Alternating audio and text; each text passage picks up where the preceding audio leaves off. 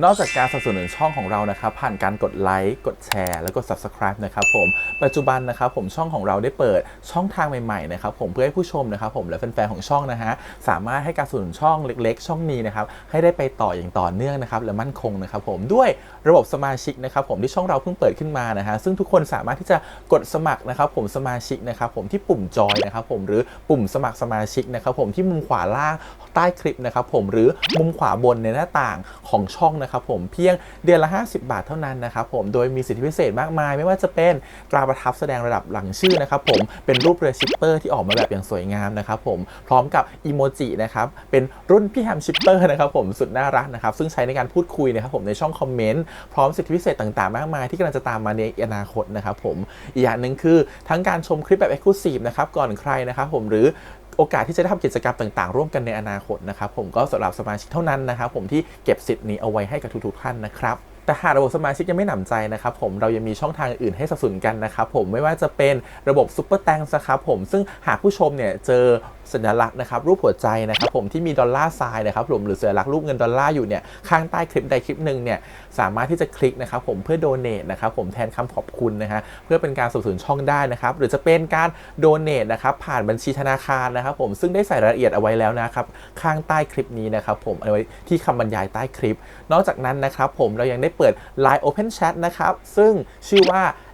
ATS Channel Family นะครับผมก็เลยขอเชิญชาวช่องทุกคนนะครับผมเข้าร่วมห้องแชทได้โดยไม่มีค่าใช้จ่ายใดทั้งสิ้นนะครับผมเอาไว้พูดคุยแลกเปลี่ยนข่าวสารกันนะครับผมในครอบครัวของเราและผมได้จัดทำสติกเกอร์ลายรุ่น Lovely พี่แฮมนะครับชิปเปอร์นะครับเอาไว้เป็นสติกเกอร์ที่ใช้พูดคุยกันด้วยนะครับจะได้ใช้คุยกันในกลุ่มก็น่ารักดีนะครับผมหรือจะเอาไปใช้คุยกับเพื่อนๆส่วนตัวก็ได้นะครับไม่ติดอะไรเลยนะครับผมตั้งใจทำออกมามากๆนะฮะเพียงชุดละ35 บาทเท่านั้นนะครับผมใช้ได้ตลอดชีพนะครับผมก็หวังว่าทั้งหมดนี้นะครับผมจะเป็นเรื่องราวดีๆที่จะเกิดขึ้นกับช่องของเราและชาวช่องของเราทุกคนนะครับผมเพื่อมุ่งหน้าต่อไปสู่ปี 2023 ปีนี้และก้าวต่อไปด้วยกันอย่างมั่นคงนะครับผมอย่าลืมสนับสนุนกันนะครับขอบคุณครับ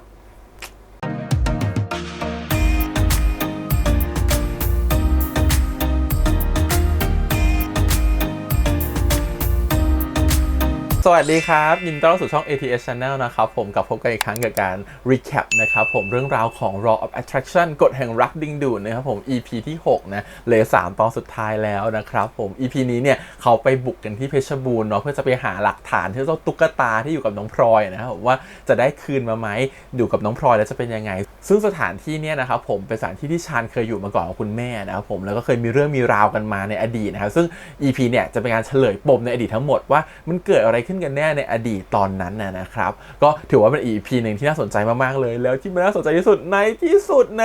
ด EP นี้ครับมันแบบมันปริ่มใจบอกแล้วตั้งแต่ EP ก่อนว่าถ้าใครได้ดู EP ก่อนที่พี่รีแคปบอกว่าเนี่ยมันต้องตัดตัวอย่างหลอกเราแน่เลย EP เนี่ยมันต้องแบบว่ามีอะไรกันแน่นอน2คนในที่สุดมันก็มี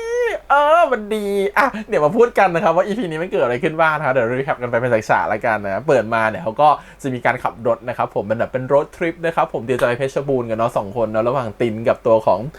ชานะครับขับรถขึ้นไปแล้วก็จะเห็นว่าตินเนี่ยไม่ยอมคุยด้วยเลยจะมีความงอนๆอะไรนิดนึงอยู่เรื่องมันก็เราย้อนกลับไปว่าจริงๆแล้วเนี่ยโดนป้าโรสนะครับผมวางกับดักเอาไว้เพราะว่าก่อนจะเดินทางเนี่ยเขาก็มีการพูดคุยกันระหว่างโรสนะครับผมกับตัวของชาคุยกันไปคุยมาบอกเนี่ยเดี๋ยวเธอไปที่นู่นนะเธอต้องมีสิทธิ์จะเจอแฟนเก่าเธอแน่นอนเลยนะฮะแฟนเก่าของเธอที่แบบว่าเป็นคนที่แบบเป็นคืนโหดเป็น the best night ของเธออะไรอย่างเงี้ยซึ่งเราก็ไม่แน่ใจว่าคนนั้นคือใครแต่ระหว่างการพูดคุยอยู่เนี่ยตอนเนี้ยก็ตินเนี่ยก็ลงมาพอดีนะครับผมแล้วก็เห็นฉากนั้นพอดีก็คือว่าเฮ้ยมันมีความรู้สึกแบบใครคือ best night ของยูกันแน่นะแต่พี่โรสนี่ก็เมาไม่หยุดนะครับผมมีการแบบว่าเมาว่าเป็นคืนโหดภาค1ภาค2อะไรอย่างงี้จนมายาแบบเบาๆพี่เบาๆเขาอยู่ข้างหลังพี่โรสก็ฉันรู้ตัวช้าไปเขามาตั้งแต่เมื่อไหร่ก็เลยกลายเป็นว่าพลอยซวยไปด้วยนะครับผมชาเลยซวยเลยขึ้นรถไปเจอตินเขาเจอตินเขางอนนะครับผมว่ามีความหึงไม่ยอมคุยด้วยทำเป็นหน้าบึ้งหน้าบูดนะครับ และระหว่างทางเนี่ยตัวชาญเองเขาก็เหมือนกับว่ามีการมองออกไปข้างนอกนะครับผมก่อนใกล้จะถึงแล้วก็นึกถึงภาพในเด็กของเขาที่แม่ของเขากับพวกชาวบ้านต่างๆเนี่ยแล้วก็รู้สึกสะดุ้งขึ้นมาจนตัวของตินเองอ่ะจับได้รู้สึกชาญผิดปกติไปเงี้ยแต่ก็ไม่ได้ถามเพราะชาญก็ไม่ถามไปแล้วแต่ชาญไม่ยอมบอกจนมาถึงที่รีสอร์ทที่พักเนี่ยก็มีการถามชาญอีกรอบนึงว่าเป็นอะไรหรือเปล่าสรุปเมื่อกี้ที่รู้สึกมันมีอะไรเกิดขึ้นหรือเปล่าบอกเราได้นะซึ่งคุณชาญเองเนี่ยก็ใช้ความแพรวๆนะครับเลยแกล้งถามกลับไปว่าอันนี้คุณหึงผมอยู่หรือเปล่ามันก็แบบใช่ย่อยเนาะตอบคำถามด้วยคำถามคุณหึงผมอยู่หรือเปล่าถ้าหึงก็หึงได้นะเดี๋ยวไปง้อเองเอาสิมันไม่ธรรมดาคุณตินก็คือผมมีสิทธิ์ด้วยหรอแต่ในฐานะคนดูคือไม่มีไม่รู้แต่มีคนพร้อมให้สิทธิ์อยู่แค่นั้นเองแล้วก็มีพูดถึงว่าทำไมคุณไม่ไปนอนโรงแรมหรูๆฝั่งตรงข้ามตรงนู้นล่ะมันเป็นโรงแรมของใครอะไรอย่างเงี้ยซึ่งตัวชาญเองก็เล่าว่ามันเป็นโรงแรมของในทุนที่ผมเคยบอกมันเคยมีเรื่องมีราวกันในอดีตอะไรเงี้ยแล้วก็เป็นธุรกิจที่เกือบจะเป็นสีเทาอยู่แล้วหรือเกือบจะผิดกฎหมายอยู่แล้วอะไรเงี้ย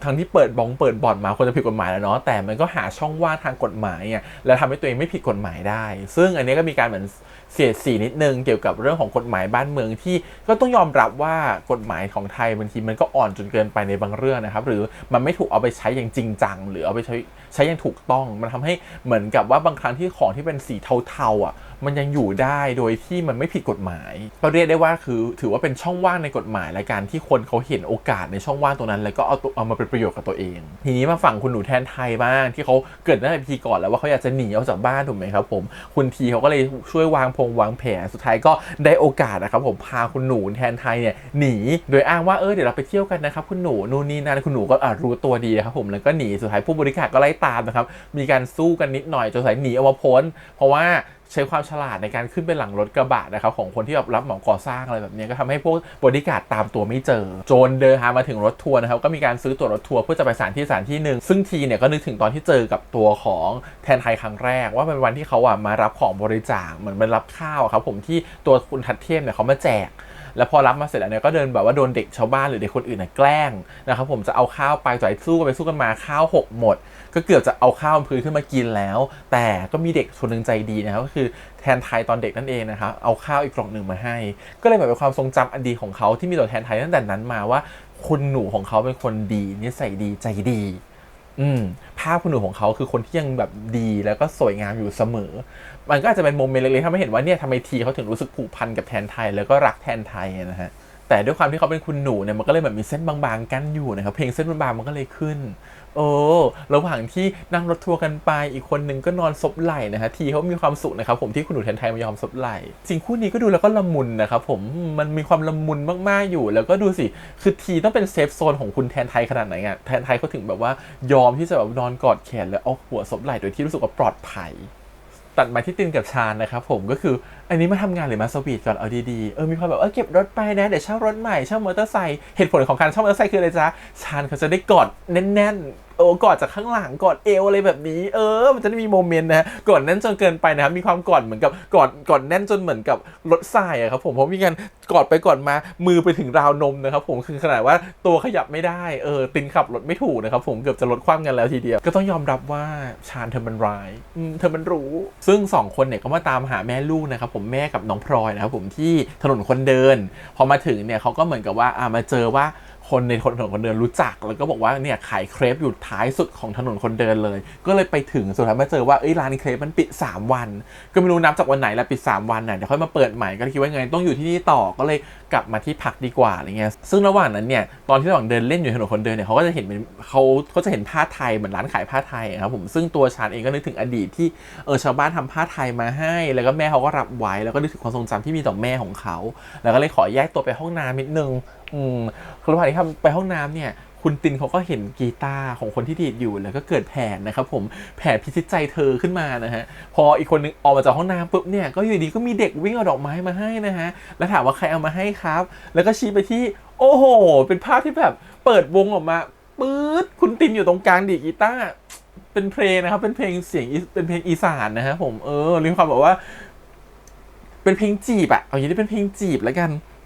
นมีความร้องไปจีบเธอไปอย่างเงี้ยฉันชอบมากกับฉากนี้เพราะว่าคนอื่นดูแบบว่าโอ้ยยินดีกับคู่นี้เหลือเกินแบบโอ้โหเปิดทางให้มากรู้สึกว่าเอากีตาร์มาไม่พอยังจะมาร้องเพลงจีบเขาอีกเพราะนึงแบบว่าแบบหวานเกินแบบ พ่อเงาะถอดรูปแล้วมีการร้องจบปุ๊บอีกคนนึงก็เอาดอกชบามาทัดหูพ่อเงาะคือแบบเฮ้ยอะไรกันนะกันหนา2คนนี้แล้วพอระหว่างแบบเดินกลับก็มีการเดอร์ตี้ทอล์กกันเล็กน้อยนะครับผมเดอร์ตี้ทอล์กคือเหมือนกับว่าแบบผมนึกว่าคุณถนัดแต่การใช้แรงซะอีกจริงๆแล้วคุณก็เล่นกีตาร์เพราะนี่นาเก่งจังเลยอะไรอย่างเงี้ยแต่ตินก็เขาก็สวนกลับมาบอกว่าดนตรีผมก็เก่งอะนะแต่จริงๆแล้วเนี่ยเรื่องใช้แรงเนี่ยผมยิ่งเก่งใช้แรงแบบไหนอยากรู้เลยแรงแบบไหนรู้แน่นอนรู้ในพาร์ท4รู้แน่แต่ไม่รู้แรงแบบไหนคือแบบจนขนาดถึงชาญถึงขั้นบอกว่าตินเขาเป็นคนเธอเป็นคนแบบไหนกันแน่เนี่ยฉันงงไปหมดแล้วถ้าอยากให้พูดตรงๆในฐานะคนดูก็คนหื่นชัวร์คนหื่นคือแบบตอนฟังก็ฉันอยากดูเลยว่าตอนใช้แรงมันจะขนาดไหนกันแน่นะส่วนตัดมาที่คุณวิทย์นะครับคุณวิทย์รอดตายว่ะอันนี้นึกว่าจะตายเลยเพราะว่าสำนักงานมันไฟไหม้ถูกไหมก็คิดว่าจะตายแล้วแน่ๆไม่ตายรอดมาได้อยู่โรงพยาบาลนะคะจนมาเจอกับทัดเทศก็บอกว่าแบบแกทำงานห่วยแกทำงานพลาดนะครับผมแกมันอ่อนมากลุงนี้เนี่ยไม่ต้องจ้างแกหรอกพอรู้ว่าจ้างไปก็แพ้เพราะว่าแกเป็นลูกน้องของไอตัวชาญแกก็คือแบบยังไงก็แพ้ชาญอยู่แล้วมันก็ยิ่งทำให้เหมือนกับคุณวิทย์มันแค้นอ่ะเลยก็แค้นชาญมากขึ้นไปอีกนะครับผมเลยคิดว่าคุณวิทย์น่าจะเป็นตัวละครสำคัญตัวหนึ่งเหมือนกันที่จะเข้ามาจัดการหรือทำร้ายหรือหาเรื่องชาญอีกรอบหนึ่งในช่วงท้ายๆนะฮะแล้วก็ต้องยอมรับว่านี่มันคืออีพีแห่งความหวานแหละครับผมพอเราจบความหวานของตัวของชาญกับตินไปเราก็ไปเจอความหวานของทีกับตัวของคุณแทนไทยอีกรอบหนึ่ง2คนก็จะมีการมาถ่าย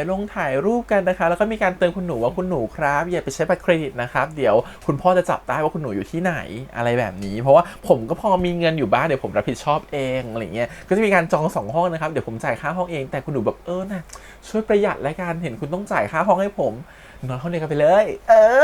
แต่พิธีเขาก็ยังเกรงใจนะเพราะอยู่ห้องเดียวกันเขาก็เลยมานอนพื้นนะฮะพอนอนพื้นเสร็จแล้วเนี่ยตัวของคุณหนูเขานอนบนเตียงสักพักนึงคุณหนูก็แบบพื้นมันเย็นไงก็สงสารเนาะสงสารพิธีเขามีการมาจ้องหน้าพิธีจนพิธีตื่นแล้วก็บอกว่าขึ้นมานอนด้วยกันดีกว่าเพราะถ้านอนที่พื้นต่อไปเดี๋ยวป่วยแน่นอนแต่อีกคนบอกไม่เป็นไรแต่อันนี้กลัวไงว่าถ้าป่วยเนี่ย1คือแกจะดูแลฉันไม่ได้งั้นขึ้นมานอนบนเตียงดีกว่าซึ่งก็เป็นสิ่งที่น่ารักมากๆแล้วตอนอยู่บนเตียงก็จะมีการหาคำแทนเรียกกันเองนะครับผมว่าไม่อยากเรียกคุณหนูแล้วไม่อยากเรียกคุณแทนไทยแล้วหาคำอื่นได้ไหมสุดท้ายก็เรียกสั้นๆว่าแทนอีกคนนึงก็เป็นทีก็เลยเป็นพิธีกับน้องแทนก็จะเป็นทีแทนก็น่ารักอยู่นะทีแทนซึ่งคนยิ้มแก้มปีสุดคือใครครับคุณทีโอ้โหยิ้มแก้มปีถ้าจะหลับปุ๋ยแล้วตื่นมาเขาก็ไปเที่ยวกันต่อนะครับผมแทนไทยก็แบบไปเจอแมวติดอยู่บนต้นไม้ก็จะไปช่วยแมวที่อยู่ติดบนต้นไม้ลงมาช่วยไปตัวเองตกจากต้นไม้ซะเองก็เลยต้องให้คุณทีเนี่ยอุ้มขึ้นมานะครับแบกขึ้นหลังนะฮะก็เป็นฉากสวีทฉากนึงเหมือนกันแล้วก็ถามว่าทำไมถึงแบกขึ้นหลังไหวอะไรอย่างเงี้ยอีกคนนึงบอกผมแบกคุณแทนไทยบ่อยผมแบกแทนบ่อยนะครับผมเพราะว่าอะไรเพราะว่าที่ทุกทีที่ไปเข้าผับเที่ยวบาร์เนี่ยเมาตลอดแบกให้ตลอดแบกขึ้นห้องตลอดและในที่สุดนะครับผมชาญกับตินก็มาเจอน้องพลอยกับคุณแม่นะครับผมที่ร้านผมว่าวันนี้ก็เปิดขึ้นมานอนคืนเดียวเท่านั้นเองกลับมาถึงก็เจอแล้วร้านเปิดนะครับผมก็เลยได้ตุ๊กตามานะแต่มันดันพังเนี่ยสิก็เลยต้องไปหาทางซ่อมก่อนนะฮะซึ่งระหว่างกลับเนี่ยตินเองก็รู้สึกว่ากระวนกระวายมากอยากจะแบบว่ารู้สึกแบบอยากจะให้ตุ๊กตาเนี่ยมันแบบมีรู้ผลเร็วๆจริงๆอะไรเงี้ยก็เลยมีการขอบคุณรู้สึกขอบคุณตัวชาญไปว่าขอบคุณจริงๆทุกเรื่องที่ผ่านมานะเพราะว่าตอนแรกคิดว่าเจอคุณเป็นโชคร้ายมากๆแต่พอตอนตอนนี้อยู่ไปเรื่อยกลับรู้สึกว่ามันเป็นโชคดีต่างหากที่ได้มาเจอกับชาญแล้วอยู่ดีก็มีคนวิ่งราวถุงผ้าไปพร้อมกับตุ๊กตานะครับผมก็เลยต้องมีการวิ่งไล่ตามกันไปจนสุดท้ายไปเจอว่าคนที่เอาถุงผ้าไปเป็นผู้ใหญ่ในอดีตผู้ใหญ่บ้านในอดีตนะครับผมซึ่งตอนนี้สติไม่ดีไปแล้วนะครับเป็นบ้าไปแล้วก็เป็นการแบบไปวิ่งราวเอาของจากคนอื่นเพื่อจะแบบคิดว่าเป็นข้าวประทังชีวิตอะไรอย่างเงี้ยแต่ภาพที่เราเห็นคือช็อกมากๆตอนที่เรารู้สึกว่าเฮ้ยทำไมน้องฟิล์มเขาแสดงแบบนี้นะเพราะว่าตัวของชาญพอเห็นสภาพของผู้ใหญ่บ้านเนี่ยเราคิดว่าเคยเป็นพวกเดียวกันมาก่อนไม่ใช่หรอทำไมถึงเป็นแบบนี้ก็แสยะยิ้มออกมาแบบมีความสุขและสะใจมากๆก็เลยคิดว่าพอจะเดาออกแล้วว่าจริงๆแล้วแสดงว่าผู้ใหญ่ก็ไม่ธรรมดาเหมือนกันไม่ใช่เป็นพวกเดียวกันแล้วก็เป็นอย่างที่คิดจริงๆพอกลับมาถึงที่พักเนี่ยตัวตินเองเขาพยายามจะแบบว่าอยากจะเล่าอะไรไหมนู่นนี่นั่นใช่ปะชาญเองก็แบบว่าถามตินว่าไม่อยากรู้เลยจริงๆหรอว่าฉันจะเล่าเรื่องอะไรตินบอกถ้าพร้อมจะเล่าก็เล่าแล้วกันสุดท้ายก็เลยเล่านะครับเรื่องที่เกิดขึ้นเมื่อ 7-8 ปีก่อนว่าเนี่ยตอนนั้นจะมีข่าวดังว่าเนี่ยเจ้าหน้าที่รัฐเนี่ยร่วมกับนายทุนเนี่ยไล่ที่ชาวบ้านออกไปนะครับผมแล้วก็ทำเป็นธุรกิจขึ้นมาและทนายไฟแรงที่นำชาวบ้านสู้ก็คือตัวเขาเอง ก็คือตัวชานั่นเองซึ่งตอนนั้นสิ่งที่ชาต้องการคือความถูกต้องนะครับผมแต่เขารู้สึกว่าตัวเขาโง่มากที่เชื่อว่าความถูกต้องจะชนะทุกอย่างจริงๆแล้วเขาก็เล่าว่าเพราะว่ามันเกิดอะไรขึ้นมาจริงๆแล้วเขาดันโดนหลอกนะครับผมจากผู้ใหญ่บ้านเนี่ยหักหลังเขาจากที่ร่วมหัวจมท้ายขึ้นมาประท้วงเนี่ยผู้ใหญ่บ้านหักหลังเพราะจะไปเอาเงินจากนายทุนนะครับก็เลยหลอกจับชาญกับคุณแม่มาสุดท้ายมาโดนหลอกมาเพื่อนทั้งสองคนโดนยิงตายนะฮะผมสุดท้ายคุณแม่ของชาญก็เลยตายเพราะทนไม่ไหวนะครับ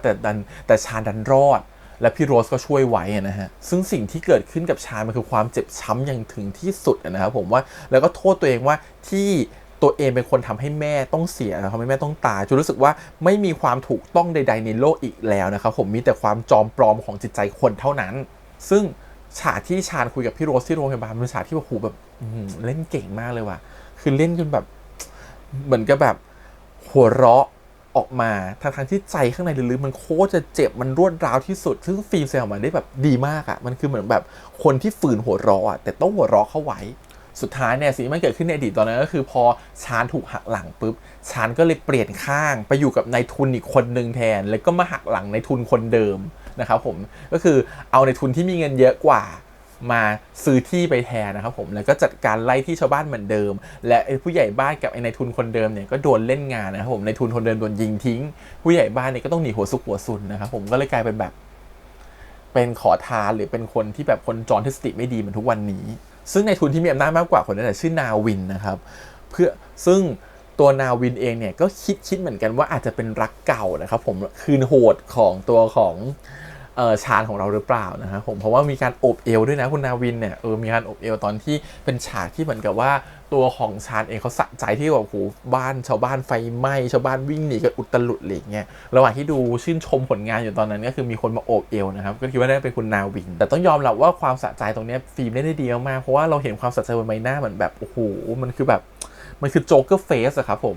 ยิ้มแบบสยะยิ้มอะตั้งแต่นั้นมาเนี่ยตัวชาญเองก็เลยเปลี่ยนไปเลยนะครับผมทำทุกอย่างเพื่อเงินทองอำนาจชื่อเสียงบารมีนะครับผมเพราะว่าเขาคิดว่าถ้ามีแล้วเนี่ยก็ไม่มีใครที่จะกล้ามายุ่งกับเขาชาญก็เลยพยายามจะเล่าให้ตินเข้าใจสิ่งนี้เพื่อจะพยายามจะดึงตินไปสู่โลกของตัวเองให้ตินมีความเห็นแก่ตัวเหมือนกันนู่นนี่นั่นเหมือนกันอะไรเงี้ยให้เห็นว่าเพราะชาญเนี่ยเพราะเป็นเราตอนนี้เพราะเราทำแบบนี้มาเราเลยยืนอยู่บนโลกนี้อย่างภาคภูมิแต่ตินเนี่ยกับชีว่ามันผิดโดยการที่แบบว่าเขาก็ไม่รู้จะคุยยังไงเนาะให้ตัวของชาญเขาเชื่อเขาก็เลยอ้างเป็นแม่ขึ้นมาว่าแล้วถ้าแม่คุณเห็นคุณเป็นอยู่ตอนเนี้ยเห็นคุณร่ำรวยนู่นนี่นั่นแม่คุณควรภูมิใจกับคุณไหมซึ่งตัวชาญเองไม่อยากได้ยินเรื่องแม่เพราะเขารู้ลึกๆไงว่าแม่จะไม่ภูมิใจเขาในตอนนี้แน่ๆและยิ่งกับตินก็ยังถามซ้ำไปอีกว่าแบบท่านจะดีใจไหมที่เห็นคุณมีเงินมีทองมีอำนาจจะดีใจไหมที่เห็นคุณไม่แคร์ใครเลยนะครับผมกำจัดทุกคนได้ถ้าคนนั้นเป็นศัตรูแล้วตอนนี้สามารถแก้แทนแม่ได้แล้วเพราะว่าจะกำจัดพวกนี้ได้หมดแล้วอะไรเงี้ยถามแล้วเขาถามกลับไปว่าแล้วคุณคิดว่าแม่คุณจะดีใจไหมซึ่งพอพูดแล้วมันก็มีสะอึกนะครับผมเพราะว่า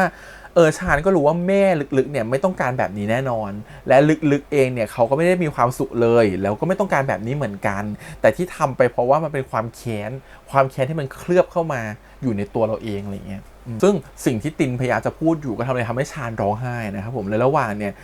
จะเดินออกไปเนี่ยตัวชาญเองก็เลยดึงรั้งมือเอาไว้นะครับผมคือจะไม่สามารถปล่อยตินไปไหนอีกแล้วเพราะเขาเป็นคนดีมากๆจริงๆเขาอยู่ข้างๆฉันมาตลอดอย่างเงี้ยคือชอบการแสดงของน้องมากแล้วมันจะมีฉากที่เหมือนกับตอนที่กอดกันอยู่แล้วน้องเขาก็จะเหมือนกับว่าทำเป็นมองกระจกไปข้างหลังใช่ไหมเพื่อจะหลบน้ำตาหลบความรู้สึกของเราอะไรเงี้ยว่ามันรู้สึกดีขนาดไหนที่มีคนที่เข้าใจยืนอยู่ข้างๆแล้วคนที่พร้อมจะ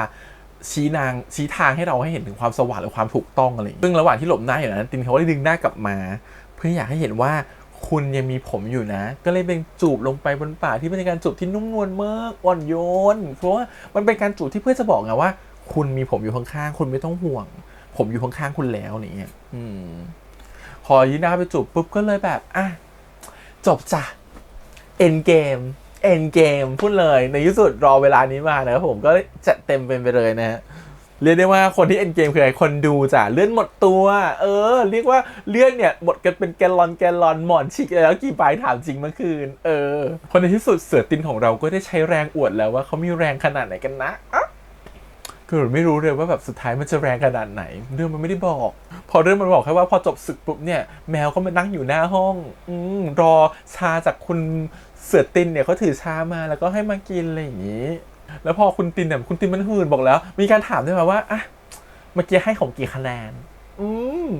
ชาก็บอกว่า10ไปเลยแต่ก็ยังไม่ยอมนะจ๊ะมีถามว่าแล้วมันแบบเป็นเบสไนท์ของคุณไหมมันเก่งกว่าไอคนที่บอกเป็นคืนโหดของคุณไหมมีความเปรียบเทียบไงมีความแบบยังแบบ